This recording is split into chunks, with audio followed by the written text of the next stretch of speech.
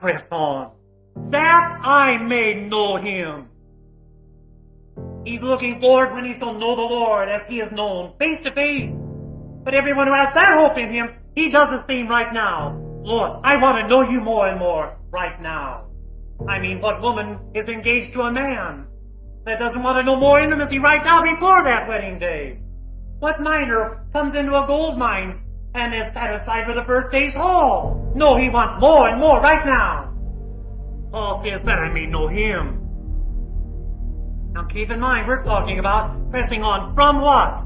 Paul, didn't you know the Lord? Oh yes. But I want to know him more. Didn't you have the power of the resurrection? Yes, I want more. The power of the resurrection. He was always talking about this power. The kingdom of God does not consist in words, but in power. I labor, striving according to his power, which mighty works in me. Power of the resurrection to overcome sin. You see, when an airplane, when it loses power, it starts going down. The gravity starts overtaking it and the plane goes down.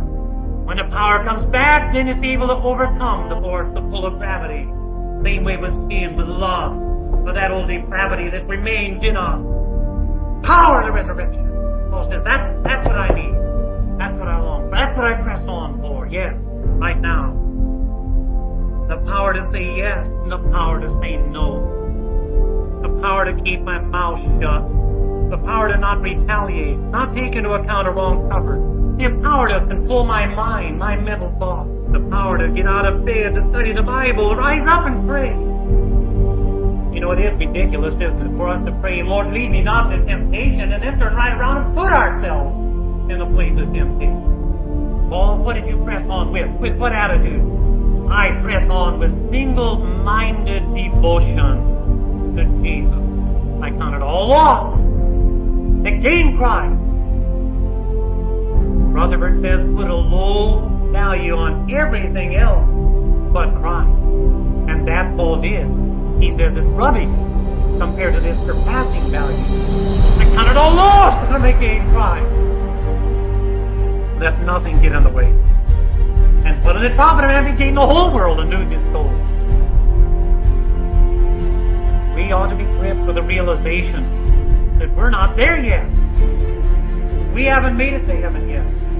We still got ground to take. We still got a race to run. We've come this far, but we can't look back at other runners. We can't look back at the ground we've covered. You're sure to be hindered or destroyed. You've got to look forward, headlong, stretching, reaching, gapping, running, pressing toward the mark. All the way to the end. Or do you think that you have pretty well seen all that God would have to do? Remember godly men like Job, like Daniel, like Ezekiel, like John the Apostle. When God came to these godly men and revealed himself in a fuller way, they were like dead men. What have we seen of God? It could be compared to a grain of sand on the whole seashore. We but seen the fringes of his waves. Much reason to press on. This attitude of an awareness of our shortcoming, of our imperfection, that attitude, brethren, is perfection. So we have here in verse 15, therefore, let us therefore, as many as are perfect, have this attitude. What attitude? What is this perfect attitude? It's the attitude that I must press on. He has no holiness who thinks he has enough. We ought to take the attitude of old Caleb.